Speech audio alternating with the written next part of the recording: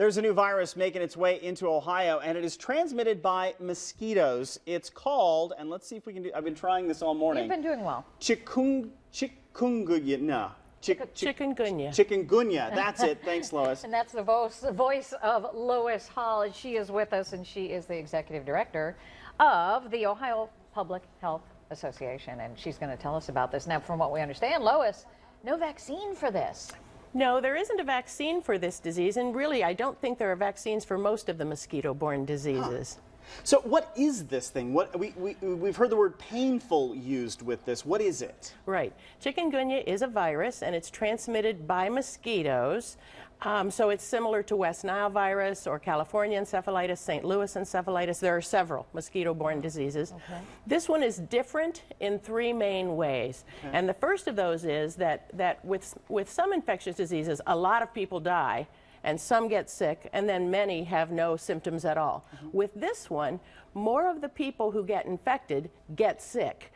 And so some of the people will get sick for a week or so, several days, but some of the people will be sick for months and have this pain that you mentioned, this lingering muscle and joint pain for months. Wow. And so that's one of the reasons why it's important that we know about it, because clinical medicine looks at individual patients, public health looks at the whole population. Right. Imagine the economic impact if a whole bunch of people, tens, 20s, hundreds, thousands, were to get that sick and need to be away from work, couldn't do the things they need to do with their family. Right. And so that large proportion of people who will actually be symptomatic could have a large economic impact. And the healthcare costs, these are just the cases too that are reported to their physician.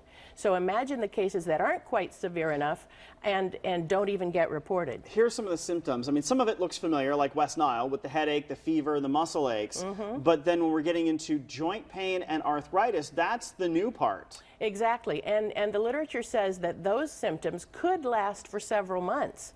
Wow. And there's no vaccine, and there's really no special treatment, so it's just treating those aches and pains the way you would others.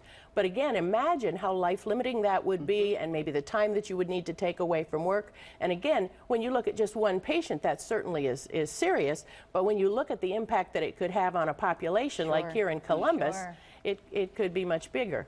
Another way that this disease is different too is that most mosquito-borne diseases are transmitted from mosquitoes who are infected to people who are uninfected.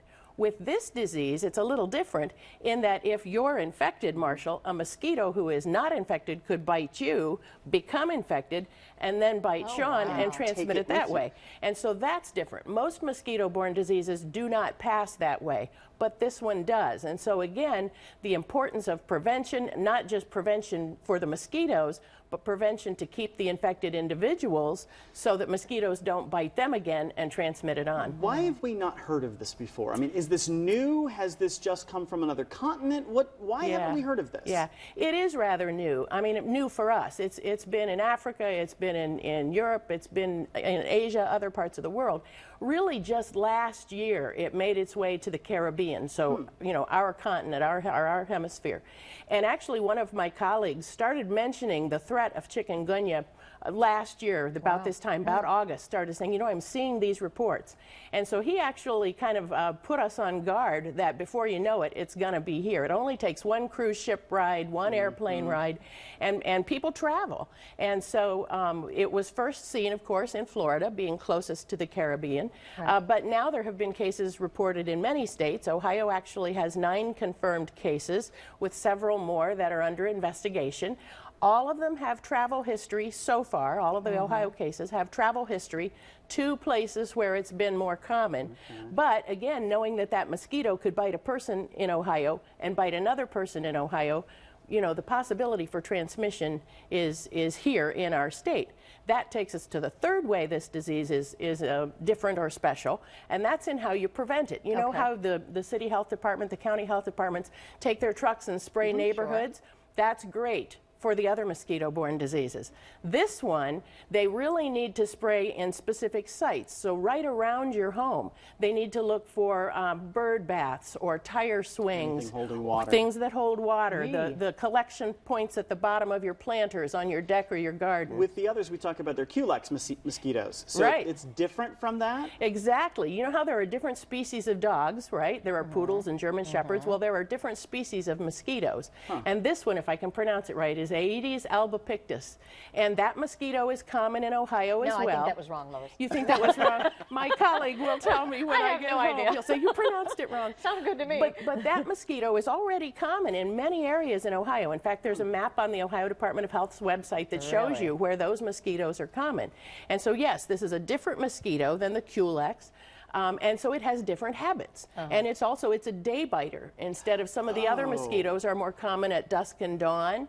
So this is a mosquito that likes to bite during the day. Wow. And so again, those prevention pieces, you know, the trucks going out and spraying, those are great for other diseases, but the prevention for this one is really kind of closer to home. Making sure too that your screens and your doors are in good shape so the mosquitoes don't get into the house. Right. If you are a person who has chikungunya, you need to make sure that you take even more care not to get bit by mosquitoes. Now again, not so much for you, Right.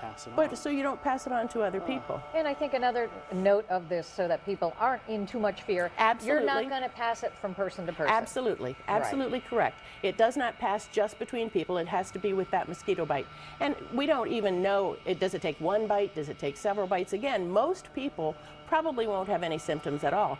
But with this disease, a bigger proportion do get symptoms, those ones that you mentioned and had on the screen, and some of those folks, a bigger proportion than with other diseases, will go on to have that lingering muscle aches, joint pain kind of thing, again, which could have a huge economic impact if it becomes that common. It doesn't do here. permanent damage.